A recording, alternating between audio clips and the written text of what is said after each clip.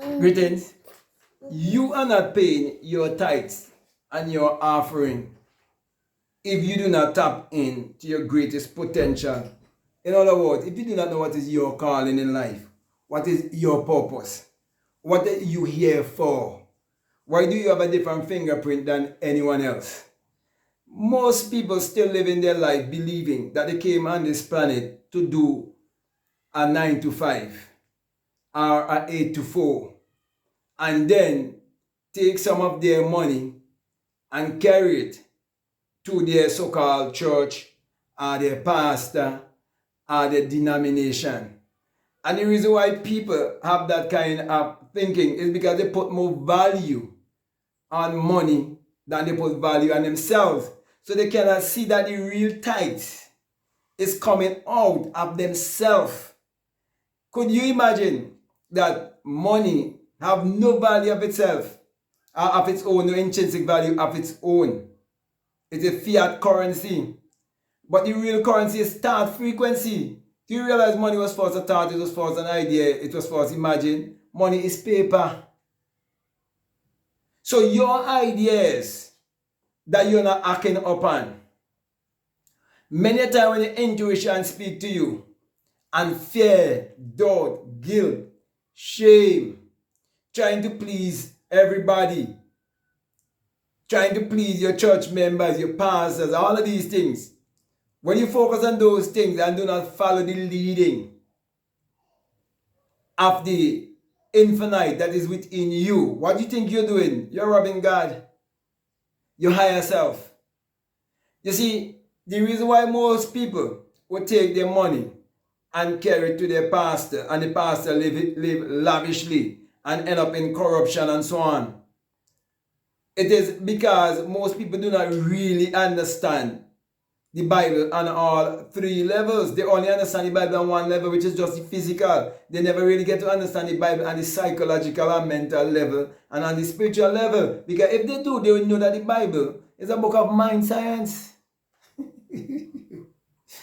They would realize that from the beginning to the ending of the Bible, it all have to do with the human psyche. If you think I'm speaking foolishness, tell me one thing that was done in the Bible, whether good or evil, that wasn't first a thought, or first an idea, or first imagined. And then tell me one thing you could say to me that wasn't first a thought, or first an idea, or first imagined. Tell me one thing that your pastor could do that wasn't first a thought, or first an idea, or one thing he could say. Why do he preach to you a sermon if the Bible is not psychological? Why he doesn't just walk on water? I just take literal water and turn it into wine. If it is literal, it's not literal. It's all parabolic. So my brother and my sisters, because you pushing your hand in your pocket month after month, living from paycheck to paycheck, and give your pastor a portion, you think you pay tithes and offering? You think that is real tithes and offering? The Bible talk about tithes and offering. You really think that's what it's talking about? You think even if you go and say Abraham and you realize the story of Abraham is an allegory if you read Galatians 4:24, but for argument's sake, right? Let me give you the benefit of the doubt and say it is literal and secular history, right? Name me one thing that anybody in the Bible would have done if they had lived, right? That wasn't first a thought, or first mental, or first psychological. And then tell me how someone would go and walk the land if it wasn't first a thought and first an idea. How they would know what to plant if it wasn't first a thought and it wasn't first an idea. How they know when to go and reap if it wasn't first a thought and first an idea to tell them when to reap and they tell them when to sow and so on. Everything is mental. So then, if you say, if people read the Bible and they say, oh, Abraham was rich and this and Abraham had cattle and this and that. Before you could be rich in the physical world, you have to first be rich in the psychological world. You have to be rich in the world of spirit. You have to be rich in the invisible world first. Everything is created twice. First in the inner world and then the outer world. So you're not really paying your tithes and your offering, not living a purposeful life. You're not paying tithes and offering. You like the fruitless fig tree. That is why no windows of heaven does open up for church people. You realize, right, that the things that church people does give testimony about, which is mostly material things, right? Do you realize if you chase the origin of those things, it is men and women who knew exactly what I know and I trying to teach you, but they never tell us from the Bible. They tell you science and technology, but people do not know spirituality and science and technology is the same power. You know, they separate spirituality from science and technology. You see, because some people do not have no concept of the reticular activating system. Some people do not have any concept of the pineal gland. Some people do not have any concept of their anatomy, their physiology, their biology. That is why they don't know anything about their spirituality. And they do not know that their true identity is actually their divinity. That's why most people do not know that real salvation is self-realization.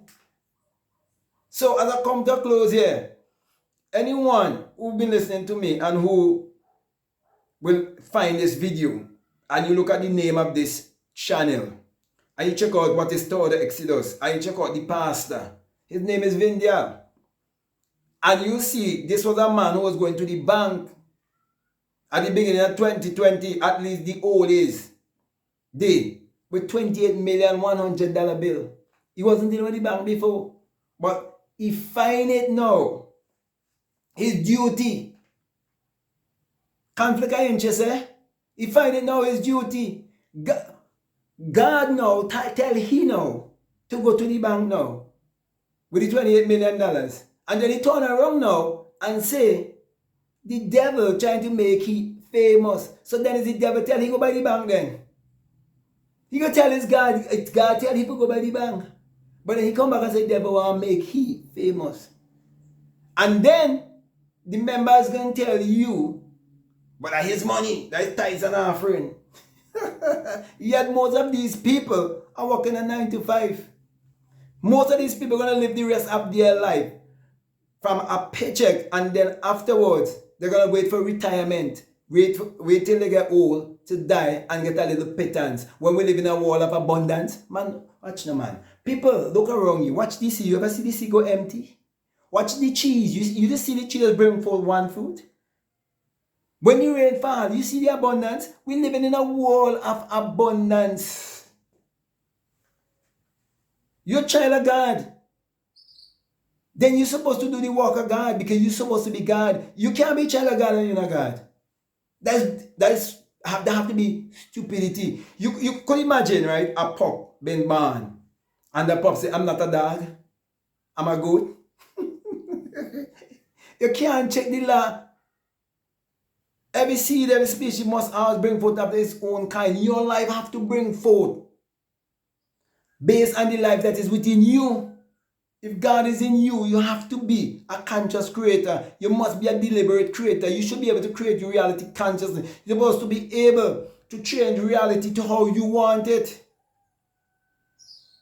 Look at my life, how it has transformed tremendously. When people say, oh boy, he gone crazy. He lose his mind. He smoking weed.